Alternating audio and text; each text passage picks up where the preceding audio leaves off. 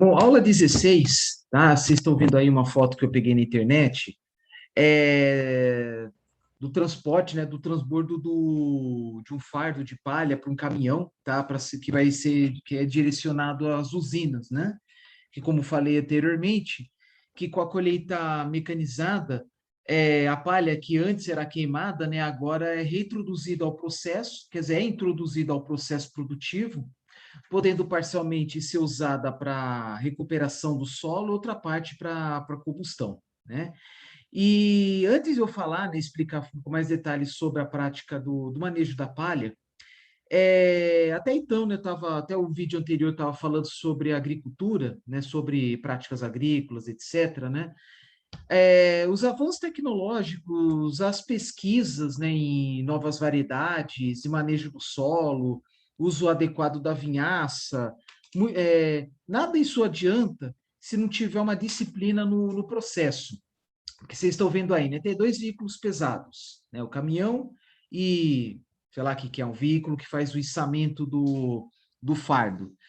E o fardo, né, não é algo leve, né? Imagino que seja bem pesado aí, talvez uns 100 quilos cada, não sei, né? Embora a palha seja um material bem leve, mas ao enfardar, né, compacta e fica um, uma estrutura grande como essa que vocês estão vendo. O que acontece nesse caso? Como não apenas no caso desses dois veículos, mas também na colheita, né? E até na colheita, isso.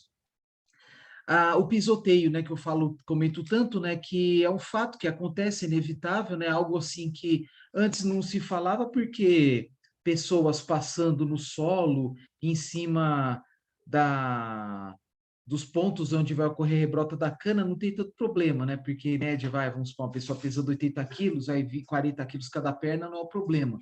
O problema são toneladas que são concentradas nas rodas, como vocês estão vendo, e mesmo, né, com as esteiras das colheitadeiras, é algo que deve se preocupar. Então, no começo da colheita mecanizada, houve perdas muito grandes de produtividade devido aí ao pisoteio, devido ao fato dos profissionais, né, realizarem aí de manobras inadequadas, tá? Em vez de respeitar as trilhas, né, que foram criadas nos espaços entre as canas, exatamente para evitar o pisoteio, né? No começo não tinha essa preocupação. Então, naquela situação, por exemplo, vamos supor o médico solicitando para uma pessoa tomar o remédio misturado com água, apenas, sei lá, 2 gotas, aí do nada o cara coloca uma ou coloca 3. Claro que os resultados vão ser bem diferentes.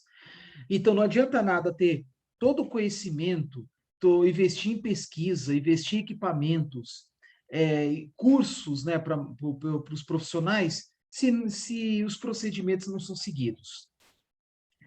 E uma coisa, né, o conhecimento utilizado em um um país não vai servir exatamente, não vai ser exatamente igual para o outro. Como assim? Por exemplo, a Austrália, que é o país que desenvolveu a tecnologia das colheitadeiras de cana, né, da forma como nós observamos por aí. Lá na Austrália mesmo, provavelmente a maior parte dos canaviais tem locais mais úmidos, até encharcados, pantanosos. Então, eles colocam trilhas de pedras, tá, entre as fileiras de cana, exatamente para que não ocorra atolamento, né, dos caminhões, das colheitadeiras, desses veículos aqui. Então, já tem uma trilha de pedras entre os canaviais exatamente para isso, né? Claro, tomando cuidado, né, para não colher pedras, né, e danificar prematuramente as colheitadeiras, mas esse é outro caso. E no caso da Austrália, né, como o valor, né, do custo da mão de obra é muito mais alto do que o Brasil, tornou-se necessário, essencial, o aperfeiçoamento, né, da mecanização dos processos, não apenas a colheita, mas também na semeadura, né, naquela prática, né, de plantar, né, enterrar os pedaços de cana, né, que cana é um rizoma. Então, não adianta nada, né, estudar, fazer pesquisa, se qualificar e não executar o que promete, né? E é a mesma coisa na aplicação dos defensivos agrícolas, no momento correto, sempre sob orientação de um agrônomo, enfim, todo aquele papo, né? Então, existem outras várias pesquisas em cima disso, tudo isso objetivando, como falei anteriormente, o aumento do teor de sacarose, aumento da resistência a pragas, das pragas principalmente a broca, pesquisas em variedades mais resistentes a geadas, a sol intenso, longas estiagens, né? Embora a cana-de-açúcar, né, o Sácaro officinaro, ele é uma planta de cana tropical e ele se desenvolve melhor com o estresse hídrico. Isto é, não pode ficar chovendo o tempo todo.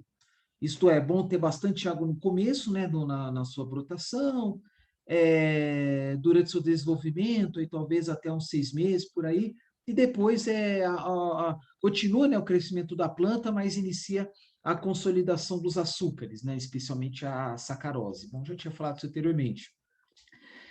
Em vídeos anteriores, aí falei de uma prática chamada meiose, MEIOSI, né, que alterna a cana com outras culturas agrícolas, objetivando aí a recuperação de alguns nutrientes, né? Por exemplo, a cana-de-açúcar ela é devedora de nitrogênio. Nada impede também desenvolver inoculantes, substâncias,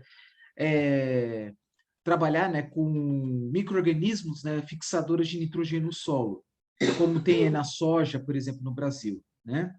Diminuindo, né, o consumo de adubos nitrogenados, né, que o Brasil importa.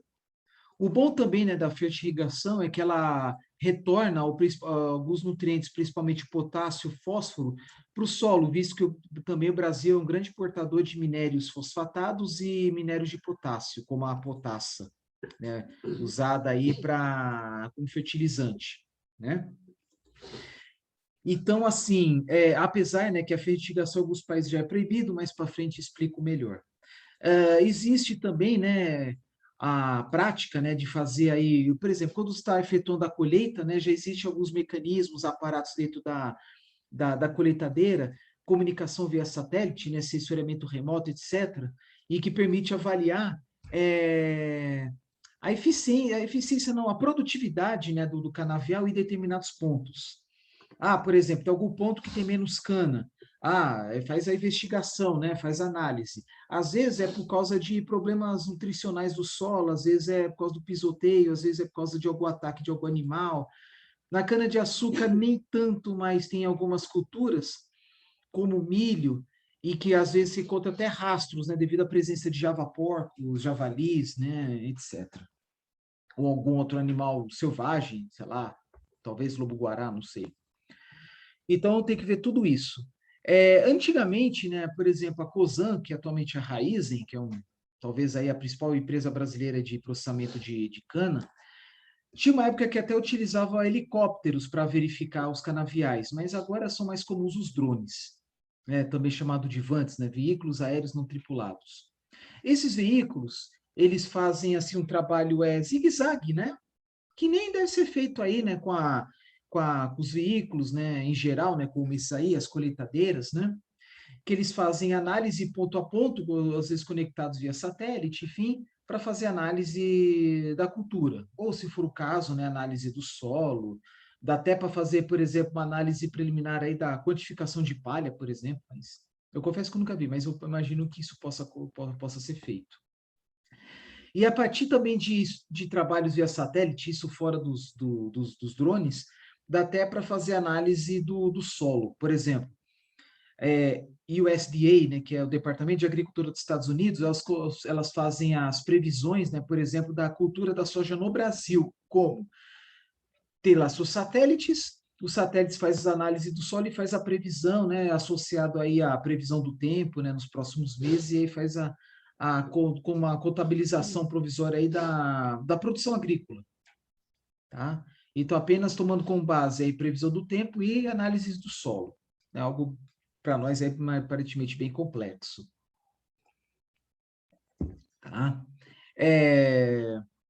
Claro que associado aí à parte econômica, né, com a questão dos mercados futuros, o direcionamento, né, que aí com os mercados futuros aí de commodities em especial, os produtores definem aí qual a melhor cultura, né, a ser introduzida. Bom, então é isso, tá? Então é necessário aí um aprimoramento, né, estudos e também disciplina, né, em cima de qualquer cultura agrícola aí, objetivando aí maiores produtividades. É como eu falei nos vídeos anteriores, se for observar, por exemplo, se procurar fotos de da cana plantada, né, institutos de pesquisa, por exemplo, o IAC ou da Ridesa, né, das universidades que tocam a Ridesa, vocês vão ver produtividades chegando até mesmo 180 toneladas por hectare, mas o intuito é pesquisa, né? Então utiliza-se variedades mais específicas e cuidados melhores no manejo do solo, do canavial. Então, e também, né, tem muitos profissionais que trabalham com eles têm uma formação mais apurada, aí tem mais cursos, são mais qualificados do que a média dos funcionários aí da cadeia produtiva da cana. Isso é fato. Tá? Claro que a qualificação aumentou e muito, né? Por exemplo, na época da colheita manual, utilizava-se, né, mão de obra, a maior parte da mão de obra era manual, né, era pessoas aí, muitas delas analfabetas, oriundas de regiões bem distantes, onde ficavam nas grandes regiões produtoras por meses, né, ficava em alojamentos, muitas vezes condições insalubres, ficava em alojamentos, levava o dinheiro, até comprava, né, eletrodomésticos, por exemplo, quem ficava no estado de São Paulo comprava eletrodomésticos e levava para o Nordeste, por exemplo. Então, assim, agora, né, com a diminuição considerável, né, quase que extinção da colheita manual na região Centro-Sul, entrou aí profissionais, né, com mão de obra mais qualificada, embora o balanço líquido, infelizmente, diminuiu o número de funcionários por hectare ou por tonelada, né? Porque, assim, uma colheitadeira substitui o emprego de 80 pessoas, mas, em compensação, tem vários profissionais aí manejando a colheitadeira, os caminhões, a assistência técnica, né? Fala que para efetuar as manutenções, enfim. Mas é algo inevitável, visto que muitas outras culturas agrícolas já têm aí uma mecanização, né? Uma mecanização da colheita já faz tempo, né? Principalmente culturas de cereais. Né? Bom, essa aqui é uma foto que eu peguei na internet, como falei para vocês, né? E, bom, já falei, né? Tem outra coisa também, né? Que eu até comentei, né? Acho que no vídeo passado apenas, sobre a transgenia, que é algo que veio para ficar, né? No Brasil ficou muito famoso a transgenia da soja, né? Alguns, parece que teve um estado, acho que o Paraná que teve uma época que foi proibido, enfim, uma questão mais política, a meu ver. Mas no final das contas, né? Também houve o desenvolvimento aí a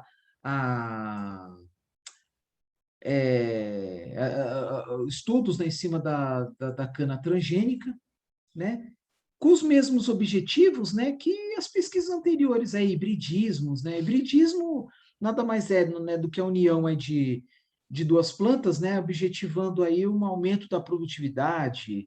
Por exemplo, trigo, milho objetivou aí antes da transgenia, né, apenas hibridismo, o aumento do teor de amido, o aumento do número de grãos e o aumento de espigas para o pé, né? Aí da cana vocês podem imaginar qual é o objetivo dela, né? Mas como falei anteriormente, como é uma cultura de longa duração, então os resultados demoram também. Então, os primeiros resultados da cana transgênica demoraram 10 anos, tá? Porque 2 vezes o ciclo da cana. E parece que alguns anos atrás, 3, 4 anos atrás, foi solicitado aí uma autorização junto às autoridades competentes da introdução da cana transgênica no solo brasileiro, né? E é isso. E, bom, vamos lá. Eu vou compartilhar aqui o material aí das aulas, os mesmos slides, né? Quer dizer, desculpa, o mesmo arquivo, né? Nos slides, lógico que são diferentes. Deixa eu ver aqui. Acho que eu tinha parado aqui.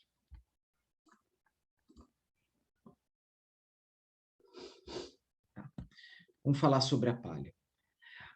Como eu disse anteriormente, a palha foi introduzida no setor produtivo decorrente aí a diminuição, né, em alguns lugares, o fim, a proibição mesmo da colheita manual. Tá? Porque o que acontece? Eu não sei se eu falei, mas se eu falei, falo de novo. A colheita mecanizada, ela foi criada com o intuito de diminuir os custos com mão de obra. Isso é fato. Aí, com o tempo, foi introduzido no Brasil tecnologia vinda da Austrália e aí algumas fábricas já existentes no Brasil, né, de implementos agrícolas, né, elas iniciaram a fabricação desses veículos, né, como a John Deere, a Case, entre outras, né? Visto, né, que há um mercado muito grande no Brasil, né, embora não seja o maior produto agrícola em área, mas é em volume, em quantidade, né, em toneladas por hectare, tá? É... Eu acabei esquecendo de compartilhar aqui, falando, esqueci, mas tudo bem. Aqui. Isso aí é uma reportagem, né, que é não muito nova, tá, que eu vou compartilhar agora, mas é o seguinte, o processo, né, de transformação dos fardos, isso vem há muito tempo, tá, na Europa, por exemplo, países do hemisfério norte, onde a produção, né, de alimentação animal, né, feno, que é mais famoso, né, e aí colhe o feno e enfarda, seca, não sei se ocorre a colheita e enfardamento de forma automática ou deixa secar que nem a palha de cana comumente no Brasil, né? Mas isso não importa. Aí vocês estão vendo aí uma foto aí que mostra aí o fardo, que é comum nos países lá do hemisfério norte, que é cilíndrico, mas no Brasil é mais comum esses quadradões aí que vocês viram aí na foto aí atrás, né? Quadradão não, né? Um formato aí poligonal aí, mais tendendo ao paralelepípedo, sei lá. É claro, né, que quanto maior a produtividade, maior o volume de palha, e aí a grande questão, o que usá-la, né? O que fazê-la? Eu acho que eu já comentei, né, sobre as vantagens, né, da palha, né? Mais vantagens, mas também tem desvantagens, mas mesmo assim mais vantagens que desvantagens, na minha opinião, porque a palha ela protege o solo, né, de grandes variações de temperatura e do impacto das gotas de chuva, tá? Ela diminuindo o risco de erosão, especialmente vossorocas, né? Vossoroca causa um grande estrago aí, muitas vezes até inviabilidade permanente do local, a não ser fazendo um grande investimento, mas essa é outra história. Então, assim, a palha diminui o impacto das gotas de chuva, ela controla a grande variação de temperatura, né, que é normal, né, por exemplo, em uma região de clima muito seco aí, por exemplo, região centro-oeste, interior de São Paulo, Triângulo Mineiro, por exemplo, grandes produtores de cana, ocorre, né, no inverno ar seco, então ocorre uma grande amplitude térmica devido ao ar seco. Então pode fazer, vai meio-dia, 1 da tarde, 40 graus e chega às 6 da manhã está fazendo 15 graus, 20 graus. Então o solo também sofre, né, com essa grande variação de temperatura e a palha funciona como se fosse um cobertor, né? E a palha também, ela protege, né, a microfauna que tem lá no solo, né, minhocas, aranhas, etc, né? Minhoca auxilia aí na descompactação do solo, né, torna o solo mais fofo, ingresso de ar, né, enfim. Também a palha, ela contribuiu para a minimização, isso depois de estudos empíricos, né, teóricos já acho mais difícil, possibilitou a diminuição de algumas pragas, mas aumentou de outras. Aí vai depender muito de cada local, manejo do solo, clima, qualidade do solo, etc.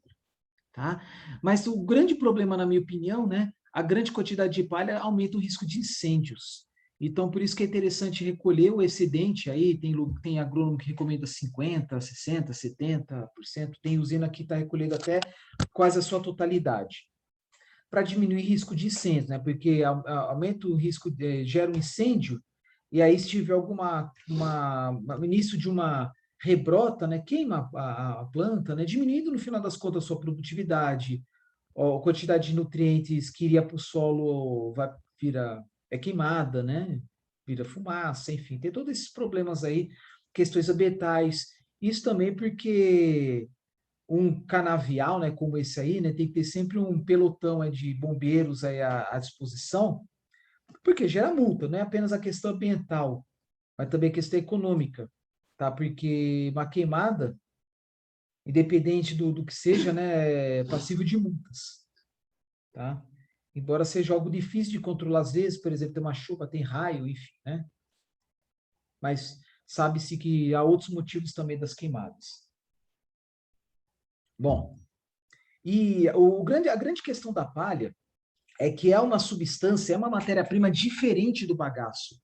A palha, por exemplo, né, mais para frente eu explico, acho que ainda nesse vídeo, ela possui um teor de inorgânicos muito maior que o do bagaço. Ao queimar, por exemplo, o bagaço, gera no máximo 2% de cinzas, né? Então, pensando, né, fazendo análise imediata da biomassa, após lá 700, 800 graus de um longo período de tempo, a biomassa vira cinzas, né, que é decorrente aí a componentes que não são combustíveis, no caso inorgânicos. E no caso do bagaço, é silício, potássio, fósforo, traços de magnésio, talvez ferro e alumínio, alguma coisa, enfim, né, normal em muitas biomassas em geral.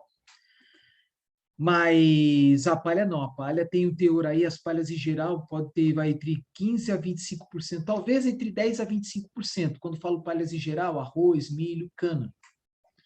Então, o grande problema é queimar uma matéria-prima com características muito diferentes da do bagaço e que pode gerar consequências negativas danosas às caldeiras, né? Porque as caldeiras foram projetadas apenas para uma biomassa, que no caso o bagaço, eventualmente queimando lenha, como eucalipto, que serve principalmente para dar ignição à caldeira. Mas o teor de impurezas de inorgânicos, né, que geram cinzas, né, do eucalipto, das madeiras em geral, não é tão grande em comparação à palha, tá?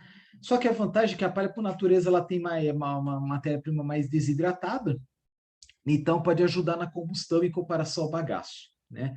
Porque o bagaço, quando sai lá da extração do caldo, ela está muito úmido, 50% pelo menos, e aí tem que ser colocado no sol para secar. Só que secar já é o sol, é um processo demorado e além de eliminar, né, vapor, né, tem também a decomposição dos açúcares restantes, geração de voláteis, aí na decomposição de açúcar pode até gerar gases que agrava efeito, que dizem, né, que algo que são a favor, né, que agrava o efeito estufa, como metano, enfim, mas nada assim comparado aí à queima dos combustíveis fósseis, por exemplo.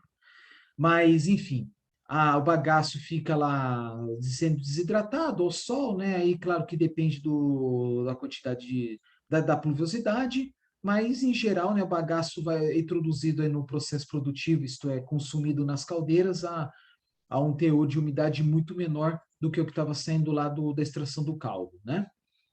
E a palha ajuda aí também, né? Porque ela é uma matéria-prima desidratada, só que tem o grande problema aí das impurezas, dos inorgânicos.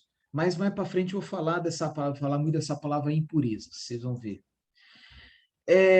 Enfim, então por isso que tem usinas que fazem investigação, muitas vezes empíricas, né? À base de um pouco de conhecimento tecnológico, mas muito chute, não é chute não, né? Tentativa e erro. Então, tem usinas que pegam aí, em sua massa total, 99% de bagaço, 1% de palha, 2% de palha, o recorde de 10%. Teve uma usina que chegou a pegar a sua totalidade, que 10% da cana é palha. Mas sempre quando há uma mudança do combustível, isso serve até mesmo para motor de combustão interna, caldeiras flamotubulares, né, que são aquelas caldeiras menores, que visa gerar apenas vapor, tem que colocar em pequenas quantidades, né? Por quê? Porque se vai alterando a composição da matéria-prima, por exemplo, em vez de colocar 100 toneladas de bagaço, coloca 99 toneladas de bagaço e uma de palha, vai ter uma alteração do comportamento da geração de vapor, uma alteração devido ao aumento da variação da temperatura da chama. E podendo gerar problemas aí como paradas não programadas, porque, por exemplo, um bagaço com excesso de açúcar e também um bagaço com muitas impurezas minerais, terra, por exemplo, ou também palha com muita impureza mineral, e a própria palha que tem muitos inorgânicos, ela pode gerar aí a formação de cascas, né? Para quem não sabe, a caldeira é uma grande carcaça metálica composta por feixes de tubos. Então, pode formar o que chama de efeito iglu, em que forma uma casca em volta das tubulações, tendo que fazer paradas para efetuar a limpeza. Tá? E muitas vezes a limpeza é algo muito complexo, não é apenas um jato de água forte com material abrasivo como areia. Muitas vezes tem que usar até substâncias bem pesadas, como soluções de soda cáustica, enfim, para retirar esse material incrustante. Tá? E muitas vezes essas paradas, infelizmente, são até imprevisíveis. Tá? porque não dá para fazer uma análise momento a momento da composição da matéria-prima. Até dá, mas é algo muito complicado. Então, assim, forma-se crostas de materiais decorrentes à queima, né, do açúcar, vira do caramelo. Isso caso, né, quando há problema na extração do caldo, uma perda de eficiência por motivo qualquer. E também a decorrente à presença de inorgânicos, devido à terra, né, impurezas minerais e devido à presença maior da palha. Então, tem que tomar muito cuidado com isso. Tá? Gera-se crostas de substâncias inorgânicas, tá? Principalmente pontos de menor temperatura, tá? Por exemplo, os economizadores, que é a parte de temperatura mais baixa da caldeira, né? Um pouco antes aí do aquecedor de ar, depois do aquecedor de ar tem a chaminé, né? Aquecedor de ar, né, para injeção do ar na cama. Bom, fazendo aí uma recuperação de calor. Então, é um grande problema, tá? Porque vocês podem pensar da seguinte forma também.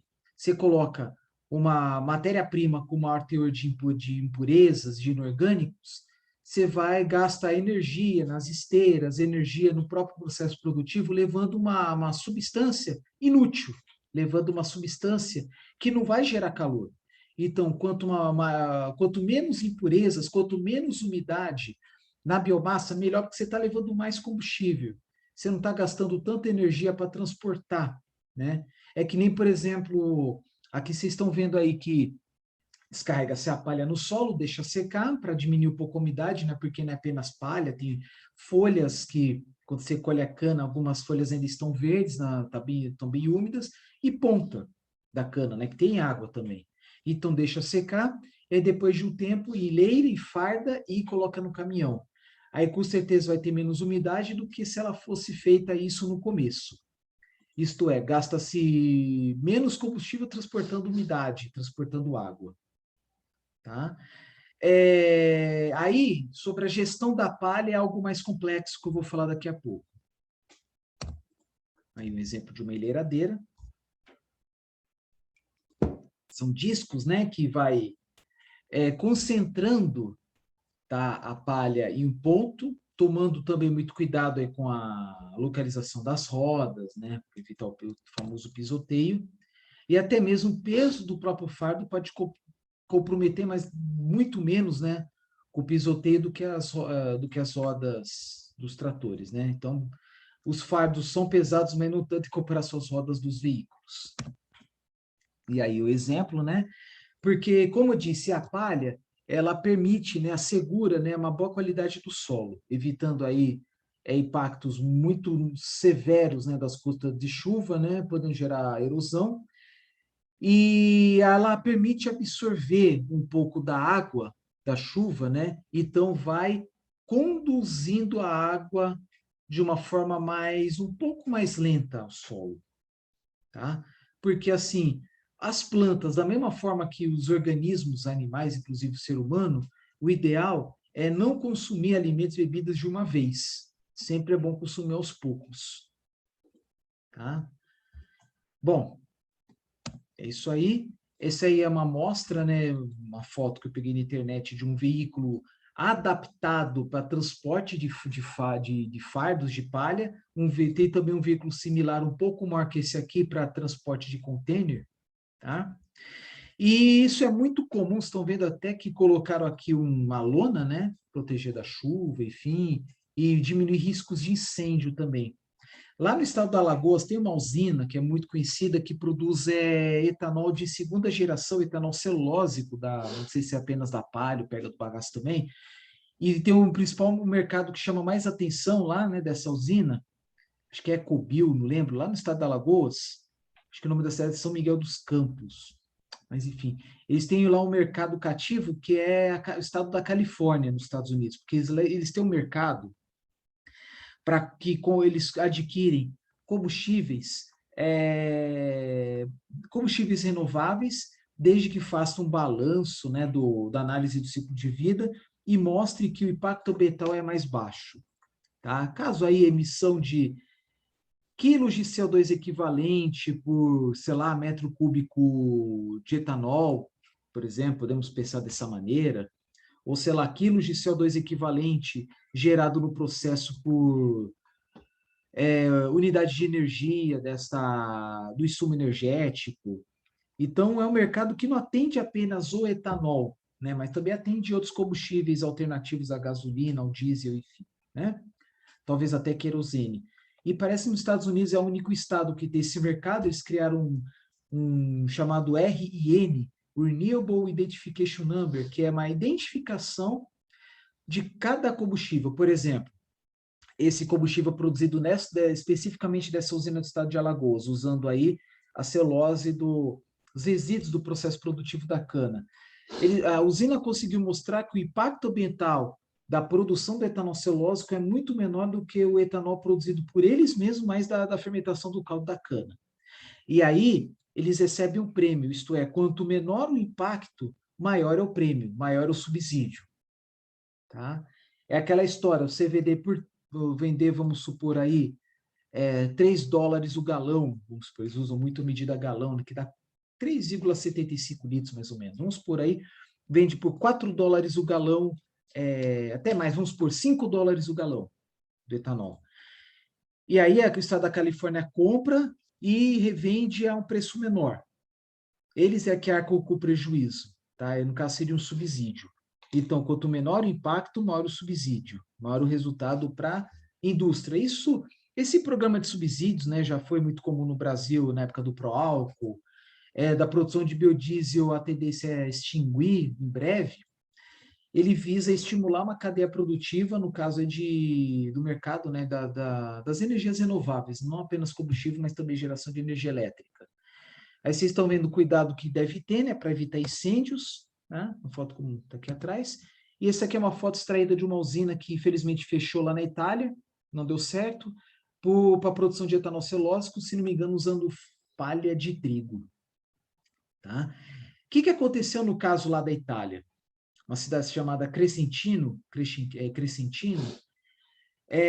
nossa, foi anunciado na época a inauguração dessa fábrica, só que o problema do etanol de segunda geração, vamos pensar aí na palha, né, no caso da Itália, mas também dessa usina alagoana. Só que o problema, a questão da usina alagoana é que está dando certo, está produzindo, enfim, mas também passaram por inúmeras dificuldades. Porque, primeiro, no começo, as máquinas, os equipamentos utilizados na indústria, que tinham no mercado não estavam adequados para a palha. E a palha é um material com muitos inorgânicos, ele tem um nível de abrasão diferente dos bagaços, dos resíduos madeireiros, né? Por exemplo, serragem, maravalha, etc. Então, foi feito um estudo, né, para aperfeiçoamento dos equipamentos, substituição de materiais, para diminuir a abrasão, diminuir corrosão, enfim, né, porque palha é algo diferente. E, por exemplo, um dos principais meios de transporte das indústrias são as roscas sem fim. Então, muitas vezes, a palha entupia as roscas sem fim. Mas é por causa da característica da própria matéria-prima. Então, o que vai ter que fazer? Diminuir a velocidade de rotação da rosca, ou aumentar o diâmetro da rosca, sei lá. Só que cai naquela coisa, né? Você faz o investimento, muitas vezes é por meio de empresários, né, que detêm o dinheiro. E claro que se espera aí resultados. E passou-se 1, 2 anos, 3 anos, houve muitas paradas não programadas devido a problemas de manutenção, desgastes diversos. E aí a produção anual tornou-se muito, mas muito menor do que o previsto. Então, teve vários anos de prejuízos. Parece que fechou a fábrica e parece que a tecnologia foi vendida por uma usina no Brasil, não sei, com o intuito também de produzir etanol de segunda geração. Mas no caso do estado de Alagoas, também passou por esse problema, mas tudo faz parte do que chama de aprendizado. Tem muitas tecnologias que não foram introduzidas ainda no mercado, né, de energias renováveis em geral, e que, se forem introduzidas, mas passaram por muitas dificuldades, né? Questão do aprendizado. Por exemplo, o incêndio lá nessa usina do estado de Alagoas. Claro que teve aprendizado para melhorar os aspectos de segurança, evitando incêndios posteriores, né? Porque tem questão de segurança, meio ambiente e perda financeira, porque está perdendo matéria-prima. Tá? Aí, que mais? A questão, né, da manutenção dos equipamentos, né? Aí é um acordo, aí uma associação do fornecedor dos equipamentos com as empresas, né? Principalmente se tratando de novos negócios, né? Então, dificilmente vocês vão ver um veículo como esse aí em qualquer lugar, né? Parece lá uma empilhadeira, só que as facas são aparentemente bem mais finas, sei lá. E se não for pontas, né, agulhas, sei lá. Mas isso não importa. A questão tudo que é novo gera desafios, tem suas dificuldades, custos não previstos, até aprender, né? Aí com isso os resultados vêm depois, tá? Só que tem muitos investidores que não vê dessa forma, esperam lá resultado depois de um certo período de tempo, não consegue e abandona o projeto, tá? Bom, acho que eu já tinha mostrado, né? Que é um processo primeiro processo dentro da usina, né, o setor da palha, né, que é a trituração da palha, e depois introduz aí, mistura o bagaço após aí, o processo da extração do caldo. Vocês estão vendo aí. Mas vamos lá. Qual é a grande questão da palha? Vou voltar aqui a uma foto como essa aqui. Em geral, faz-se a colheita da cana, a palha vai para o solo, e a cana vai para o caminhão, para o veículo, né? Deixa eu ver se aparece aqui. Como esses aqui, né? Aí depois ao tombamento, né, das caçambas que leva para os caminhões, como vocês estão vendo aí. A questão é o seguinte, a colheita mecanizada, como falei anteriormente, ela aumentou na introdução das impurezas minerais na cana. Está aí de uma cana mais suja de terra, ao contrário de antigamente, que era mais suja de fuligem. Só que até então, os pedaços de cana maiores, né, 2 metros de comprimento em média, então lavava-se a cana. Agora não faz sentido lavar a cana porque as perdas de açúcar seriam muito maiores, porque colheita mecanizada os pedaços são menores, mas esse tamanho aqui, um pouco maior que a palma de uma mão. Não, acho que uma palma de uma mão, mais ou menos um pouco maior que isso. Então, mais área superficial, né, mais área interna, né, mais área interna da cana descoberta, né, a circulação da atmosfera, então a cana está estragando mais rápido. E isso alterou significativamente a logística, né? Porque antes não tinha tanta preocupação com o tempo, agora tem. Então, você colhe a cana e já vai para a usina. Se chover muito forte, para o processo produtivo lá no setor agrícola, automaticamente o setor industrial é afetado, ou se der uma parada não programada na indústria, rapidamente tem que parar a colheita no canavial. Então, é tudo uma comunicação tem que ser muito rápida. Isso que, assim, você para de colher, mas já está indo, tem vários caminhões indo para a usina. Então, imagina aí, parado, mas não programado, o quanto de cana que se perde aí no meio do caminho, teoricamente, né? Tem alguns grupos empresariais, né, que têm usinas aí bem próximas umas às outras, então o problema de uma, a outra acaba ajudando. Mas essa é outra história, né? São apenas alguns poucos casos no Brasil. Mas vamos lá. Você tem a colheita, né, da cana, e essa palha vai para o solo. Vocês estão vendo aqui. E a cana, que é mais pesada, vai para esse veículo, né, devido à presença de um ventilador aqui na colheitadeira. Que é mais leve vai para o solo, mais pesado vai para cá, mas também há pedaços de cana que vai para fora e palha para dentro. Tá? E então não apenas está indo mais impurezas minerais, mas está indo também impurezas vegetais junto com a cana. E aí as usinas tiveram que aperfeiçoar os processos de extração das impurezas, mas mesmo assim vai um pouco de palha, um pouco de terra. Para a extração do caldo, gasta-se mais energia para extrair, especialmente moendas, então está indo material inútil sendo moído. E pior, a palha absorve caldo, né? Então, quanto mais palha indo na moagem, por exemplo, pior, né? Porque acaba absorvendo um pouco do caldo. Então, tem que tirar o máximo possível aí de impurezas em geral, também para dar menos problema no tratamento do caldo, né? Porque, vamos supor, quanto mais sujo o caldo, né?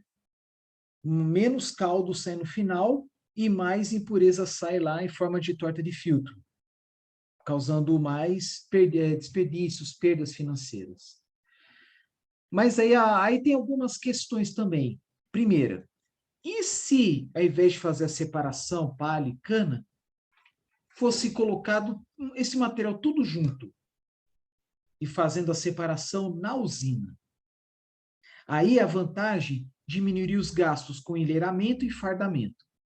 Só que, como falei anteriormente, o grande problema de levar matéria-prima residual, né, da agrícola residual, que palha residual, o grande problema de levar matéria-prima residual para a usina é que você está transportando uma matéria-prima ainda muito úmida. Então, a vantagem de deixar no solo é que ela seca com o tempo. Igual, por exemplo, colheita de eucalipto no Brasil. Em geral, colhe-se eucalipto e empilha no solo e deixa secar. E aí, depois de um longo período de uns dias, sei lá, um mês, 3 semanas, não sei, já vai ter uma perda considerável de umidade. Então, assim, você colhe uma tora, vamos supor, de 300 quilos, vamos supor, inventando aqui, o que na hora da colheita é 300, mas na hora de colocar no caminhão já diminuiu para 220, 250. Já vai ter uma economia aí de combustível, porque você está transportando 50 quilos a menos, porque você não está transportando água. Então, o grande problema de levar a matéria-prima, não vou falar, desculpa, não vou falar residual, mas vou falar uma matéria-prima para fins energéticos, como eucalipto, palha. O grande problema de levar na hora é que o gasto com o transporte aumenta, né? Porque o peso da matéria-prima aumenta. Em alguns casos, a matéria-prima está mais inchada, secando ela fica mais seca, né? Diminuir o seu volume, em alguns casos. Então, é isso, tá? Então, de novo, a vantagem de jogar a palha no solo é que você deixa secar, depois é conduzida uma palha com menos umidade. Mas o grande problema é que na hora do enleiramento e de fardamento está levando terra, um pouco de terra. Principalmente se você está pensando em levar muita, muita, muita palha. Agora, se levar apenas um pouquinho, talvez até 50%, nem tanto, tá? E outra coisa também, que eu acho que eu já falei anteriormente, você vai deixando pontas, e até mesmo um pedaço de cana, você tem que deixar secar por um bom tempo também, né? Porque ponta tem muita água. Então, um pedaço de cana você deixa secar, depois de um mês, ainda está muito úmido, tá? Até virar uma casca, um negócio bem seco, demora aí uns 3 meses, dependendo do lugar, dependendo da época. Até 3 meses, vai. Bom, então é isso. Então, há uma alternativa, né, que é o que é usado, acho que eu imagino, em 100% dos casos, que é colocar a palha no solo para secar e levar apenas a cana. Uma outra alternativa é ter lá um terceiro veículo associado à colheitadeira e já pega a palha e enfarda, e aí tem um quarto veículo já para transportar o fardo, deixando no solo ou colocando direto no caminhão. Aí tem todo um processo, né? Colhe a cana, pega a cana, pega a palha e outro enfarda a palha. Aí pensa num negócio complexo, bem mais complexo, né? Mas é uma segunda alternativa logística. Voltando, primeira é o que tem aí. Joga a palha no campo e enleira e enfarda depois. A segunda alternativa é pegar, colher tudo de uma vez e mistura a palha com cana, mas é pior para a indústria, porque tem que gastar muito com a separação de ambos, né? E a terceira é ter todo um conjunto de veículos, né? Onde você pega a palha, já enfarda e já coloca em outro caminhão. Tá? Então, aí já estou falando aí 3 alternativas logísticas para o manejo da palha. Tá?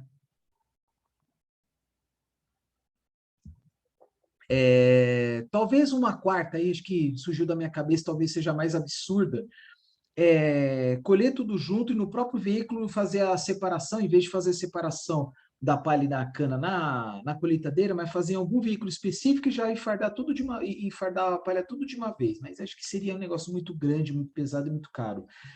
Tá?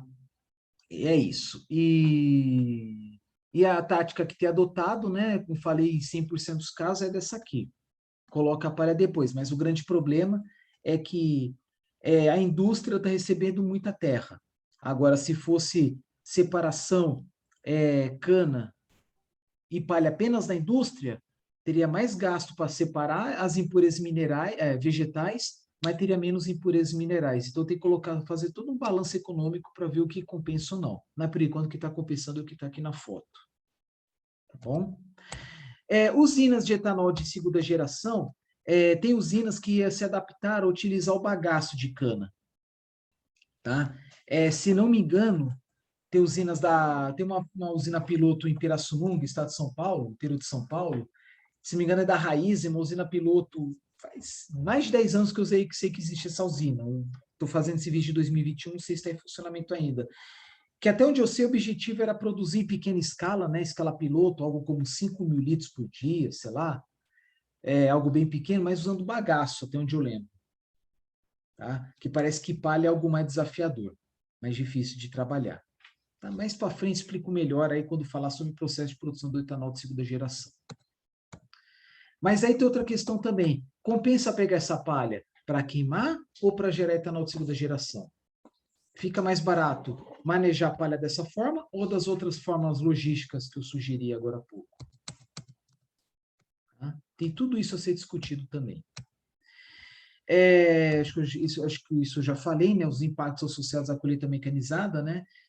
Que eu já falei, né? Perdas decorrente aí à altura inadequada do corte, né? Tanto na cabeça quanto no solo. Se deixa tocos muito grandes no solo, que é algo que não tinha na colheita manual, a cana estraga rápido e dificulta. A cana estraga, né? Obviamente, não tem como colher e dificulta a brotação. E aí, com o apodrecimento da matéria-prima, aumenta a proliferação de pragas. Começa aqui a formação da espuma decorrente à presença de pedaços de cana. Que espuma devido a agentes aí que proliferam as pragas à cana, né? Impurezas que eu falei, minerais e vegetais, compactação, né, que é o famoso pisoteio que eu falei, e além de perdas, né, principalmente quando pega do nada uma cana muito alta, na hora lá de cortar por cima, acaba cortando cana. E a tendência, como falei anteriormente, na formação dos açúcares mais na base, depois vai distribuindo, né, o teor de açúcar na cana. Mas mesmo assim, em canas mais maduras, tem mais açúcar na base do que lá em cima. Então, se erra na altura do corte baixo, perde-se muito açúcar. Tá? E se colher muito rápido, é que nem pegar, até falei vídeo anterior, acho, é que nem pegar uma faca cega para cortar pão, para cortar alguma coisa mais dura, carne. Você vai fazer um puta do esforço, e no caso da cana, ela não vai cortar certinho, vai cortar com várias trincas, formando aí nos extremos aí o famoso cabelo de boneca, acelerando a degradação dos açúcares. E vocês vão ver mais para frente que problemas decorrentes de impurezas, decorrente aí a colheita inadequada, ela gera substâncias no processo industrial que não é o açúcar, que não é no final das contas, o etanol. A geração de substâncias indesejadas. Tá? Não apenas decorrente às impurezas, minerais vegetais, a práticas inadequadas, mas também a falhas do processo de tratamento do caldo, etc. Ataques de micro-organismos, tá? Bom, tem um grupo de pesquisa chamado aqui, um projeto, né, que acho que até foi finalizado recentemente, chamado Projeto Sucre. Sucre quem não sabe, é açúcar em francês, né, só que o sucre aqui é uma sigla, tá? Que é estudos, né, e investigação do uso adequado da palha. Aí a questão da parte logística, como falei agora há pouco, a porcentagem de palha que vai para a caldeira ou vai para o solo, então há uma discussão que engloba aí engenheiros de energia, mecânico que seja, né, que atua na casa de máquinas, na caldeira, com os agrônomos, tá? E é isso, tá? Então, foram geradas várias publicações, tal, resultados extraídos de várias usinas, e que vocês podem ver aqui, né, onde está o aumento do teor de cinzas. Teor de cinza, que é a cinza decorrente à queima da matéria orgânica, decorrente à presença de impurezas, minerais e também inorgânicos, que eu já falei agora há pouco. Então, assim, na leira, vocês estão vendo, né, ocorre a maior parte, é o maior responsável pelo aumento do teor de cinzas em comparação à colheita manual, porque a leira, né, é leiradeira. Tá, vamos lá. Antes da colheita, aqui teor de cinzas, né, no caso da palha e do bagaço, 3%. É o que vocês estão vendo aqui, ó, teor de cinzas. Então, antes da colheita, vamos dizer a cana, né, nesse estudo, 3%, 3,19% de cinzas antes da colheita. Vamos supor que não sabe se vai ser manual ou mecanizado. Durante a colheita, o teor de cinzas aumentou para 12%. Imagina, você está atuando numa caldeira em que do nada multiplica por 4 o teor de cinzas. Olha o desafio. Em vez de estar levando 97% de carbono, está levando aí 87%. Né? Complicado. Vai gerar menos energia, né? Térmica e elétrica. E aí, durante a colheita aumenta para 12, porque vai pegando terra. Tal. Após a colheita, ele diminui. Tá? Aí a leira, né, seria pegando apenas a palha, aí o negócio complica. Mas esse 27 é apenas a palha em si. A palha em si não tem 27% de cinza, mas por causa da leira aumenta. Por quê? Por causa da terra. Porque ela meio que raspa o solo. Né? Você viu que é umas rodas com vários arames, né, para objetivando a concentração de palha em determinado ponto. Então, aqui, cinzas totais é a soma de impurezas minerais e M mais cinzas constitutivas, que são as cinzas decorrentes da natureza da própria matéria-prima. Então, onde eu quero chegar aqui, a colhedora, né, a colheitadeira incorpora muitas impurezas minerais. Bom. E aqui uma sugestão de material, né, bem bacana, uma apresentação, né, em que mostra outros resultados, tá? Mas independente dos impactos negativos que pode causar na indústria, risco de aumento de certas pragas, é algo que não deve ser descartado. Para alguns é considerado problema, né, porque é uma substância a mais, mas para outros é solução, porque é uma geração adicional de renda. Tá? Além do fato, né, que você pode usar as palhas para produção de pellets, de briquetes, mais para frente explico melhor. Elementos e componentes indesejáveis, porque assim, a palha em si, né, tem muito cloro, tem muito silício, né, que não aparece, mas olha só, enxofre, potássio, nitrogênio, ele revolta para o processo, né, recuperando o solo. Mas aqui as consequências. Tudo isso eu peguei nesse material aqui, ó. Projeto Sucre, Palha e Bagaço, Semelhança e Diferença. Tanto esse gráfico, quanto a foto, quanto essa tabela. Então, por exemplo, o cloro, ele é responsável pela emissão de dioxinas, que é comum na queima de plásticos a baixa temperatura. Formação de ácido clorídrico. Então, vocês podem imaginar o impacto que causa aí, especialmente em aços como aço carbono, aços inox não muito resistentes para essa substância. Corrosão, tem nem que discutir, né? Então, estão vendo aí concentrações típicas até 2% de cloro, coisa assim absurda, mas é da natureza da planta. Enxofre, muitas matérias orgânicas têm, né? Acho que quase todas ou todas. Ela é responsável por incrustações, reage com metais alcalinos, produzindo sulfatos. Tá? Tá. Então, tem essa concentração aqui, e sem esquecer que o ser humano, o ser humano é sensível, consegue detectar algo como 60 ppb, 65 partes por bilhão de enxofre. É muito sensível. Potássio, incrustações e abaixamento do ponto de fusão das cinzas. Quando falo abaixar o ponto de fusão das cinzas, ele facilita, né, a formação lá das cascas que eu falei para vocês. Nitrogênio e emissão de NOx, né, não tem nem que discutir. NOx é algo que está se tentando diminuir ao máximo, porque em determinados ambientes ela pode gerar ozônio, causando problemas de irritação nariz, os olhos, etc., principalmente em grandes cidades, né? Então, NOx, nas grandes cidades, o principal emissor são os motores a diesel. Cinzas de diminuição da eficiência e aumento de custos. Porque aumenta custo, paradas não programadas, além do próprio serviço a ser executado. Tá? E diminui a eficiência, né, que no efeito iglu, que acontece, por exemplo, em geladeiras que não são frost-free, que gera aquela crosta de gelo, aí força a geladeira a aumentar o consumo. Tá bom? Aqui, potencial no aproveitamento da palha, que eu já falei, né? A palha, uma sugestão, transportar a palha com a cana, só que o problema é que a palha é muito menos densa que a cana, além da dificuldade maior, né, de separar a palha da cana na usina, você acaba transportando uma biomassa mais leve, você gasta mais com a mão de obra, tem que ter mais veículos, enfim, né? Porque você vai transportar a palha com a cana, você nem farda a palha, vai tudo junto, tá?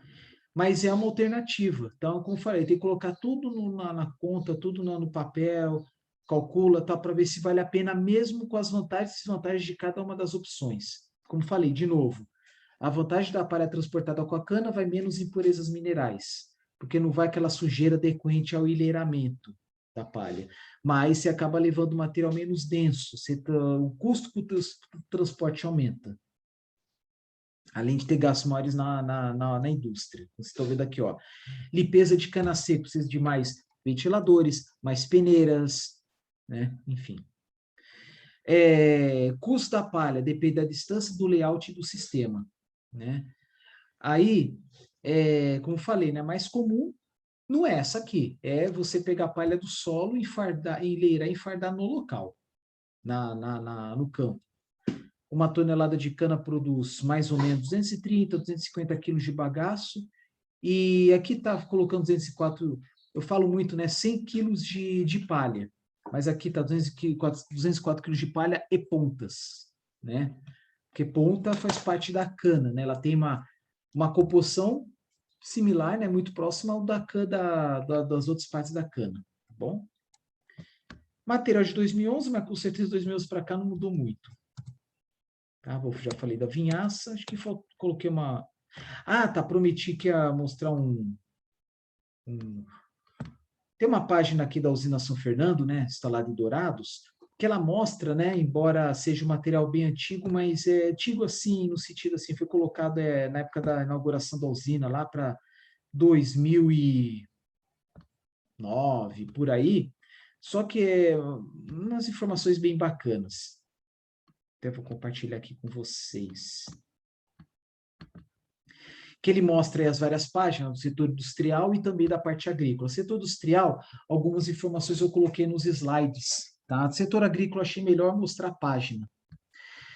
Aí, por exemplo, a composição da cana, vocês estão vendo aqui, né? 84%, 90% é caldo.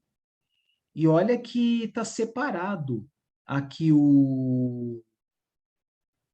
Ah, tá. Não está separado, não. Agora está claro, ó. 84, 90% é caldo, só que nele tem água, obviamente, né? Que é uma parte, sem dúvida, tá aqui, né? Acho que nem aparece água em si, né? Mas aqui, ó, em azul. 84, 90% caldo. Acho que eu já falei anteriormente, não lembro. Eu vou falar, eu não lembro se eu falei. 75%, 70%, falo 70% no mínimo de água. Mas desse caldo tem açúcares, o principal é sacarose, contendo traços de glicose e frutose. Aí tem não açúcares, né, que é potássio, fósforo, compostos nitrogenados, sulfurosos, etc. E o restante é a fibra, né, o bagaço, celulose, lignina, não sei o que é, desculpa, não sei o que é pentosana, né? Já que aqui, né, acho que eu vou aqui, né? Hemicelulose. Então, é o quê? Celulose, hemicelulose e lignina. Está escrito até errado aqui, é lignina, não liguina. E certamente da cana tem um pouco mais de celulose, mas tem bastante lignina, um pouco menos, e o menor deles é hemicelulose, mas não muito menos, tá? Fala-se, é 200, por que fala 230, 250 gramas de bagaço? Mas é 230, 250, por que não fala em 23 a 25% da massa da cana bagaço? Porque está considerando bagaço úmido, recém-extraído, com caldo recém-extraído. Porque se pegar, por exemplo, bagaço com caldo recém-extraído, 50% de umidade, aí vai dar mais ou menos isso mesmo. Metade de 25%, 12,5%. Tá? Bagaço na base seca. Tá bom? O processo agrícola, tá? Eu tinha comentado aqui, né? Plantio, tratos culturais, colheita, só que usando termos diferentes aí, né? Eu sou engenheiro mecânico, aí usa termos mais de agrônomo mesmo, né? Mas por que eu resolvi colocar, colocar na apresentação, manter aqui, tá? O que eu acho mais legal da forma como está exposto aqui. Aqui falei a amostra do solo, né? Quem é do ramo agrícola sabe, né? Pega a amostra para quantificar e fazer análise do solo. Conta aqui, ó, monitorar características químicas do solo decorrentes aí a usos anteriores, né? E aplicação da vinhaça, ou devido à introdução de outras culturas agrícolas aí em anos anteriores, né? Abertura de trincheiras para verificação da compactação do solo, pensando aí na colheita mecanizada. Porque a São Fernando, ela começou, é um empreendimento agrícola e industrial, começou tudo junto.